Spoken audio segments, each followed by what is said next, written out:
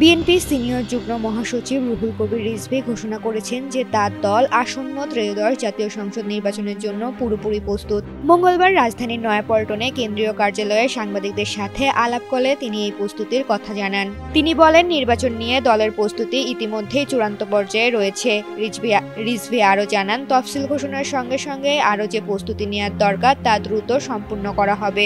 এই সময় তিনি একটি গুরুত্বপূর্ণ দাবি তুলে ধরেন, জাতীয় নির্বাচনের দিন গণভোট এবং নির্বাচন একই দিনে হওয়া উচিত, কারণ এটি দেশের মানুষের প্রত্যাশা। রাজনীতিতে ধর্মীয় বিষয়াদি ব্যবহার প্রসঙ্গে বিএনপির এই নেতা তার অবস্থান স্পষ্ট করেন। রিজভী বলেন, রাজনীতিতে ধর্মকে অতিরিক্ত ব্যবহার করা উচিত নয় এবং যারা ধর্মীয় অপব্যাখ্যা দিয়ে রাজনীতি করছেন জনগণ তাদের রায় দেবে। তিনি সতর্ক করে দেন যে রাজনীতিতে ধর্মের অতিরিক্ত ব্যবহার ক্ষতি বয়ে আনবে। এছাড়াও জাতীয় নাগরিক পার্টি প্রসঙ্গে মন্তব্য করতে গিয়ে রুহুল কবির রিজভী আশাবাদ ব্যক্ত করেন। তিনি বলেন, আজকে যারা বিরোধিতা করছে ভবিষ্যতে সেই সকল দল বিএনপির অংশ হতে পারে। তার এই বক্তব্যে ভবিষ্যৎ জোট গঠনের ইঙ্গিত পাওয়া যায়। ঋতুপর্ণা, জনকণ্ঠ।